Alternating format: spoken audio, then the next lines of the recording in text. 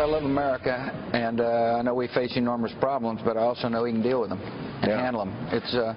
I'm not an expert in a lot of things, but I'm pretty knowledgeable about what it takes to be president. Since I were one. And he's got what it takes. He's got character, backbone, philosophy, vision. He can deal with crises. And he'd make a really good president. President George W. Bush talking with Sean Hannity alongside his brother Jeb as they are campaigning in North Charleston. We're back with the panel. David, how much a difference in South Carolina does this campaign trip make? Look, Jeb has put everything now into South Carolina. You get the press releases saying this is his strongest state. Jeb, a few months ago, said he was going to win South Carolina. All you hear about is how President George W. Bush is amazingly popular there.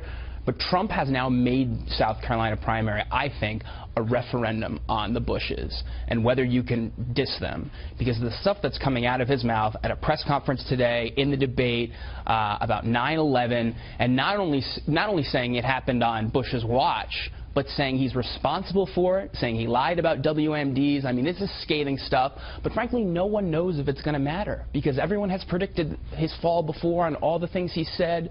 No one knows it's going to matter. Well, he had a big lead coming in, Charles, and by doing this, by the way, he had 2 press conferences. I think he has had one started a little while ago.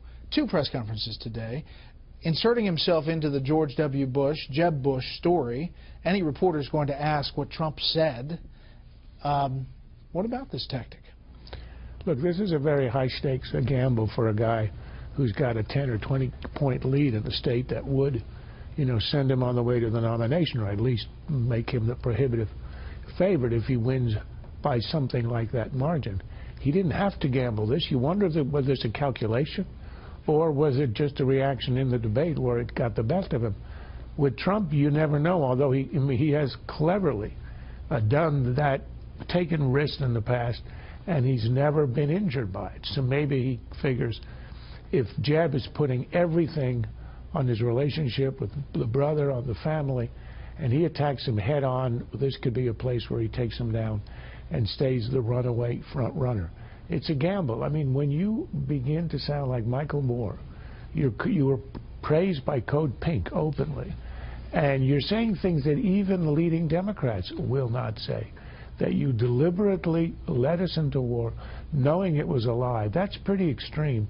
If he gets away with that without some diminishment of his support, that means he really is Teflon Don. Meantime, the Democrats are out in Nevada pressing their luck out there. Bernie Sanders and Hillary Clinton, take a listen. And everything in my political gut tells me that we have the momentum here in this state.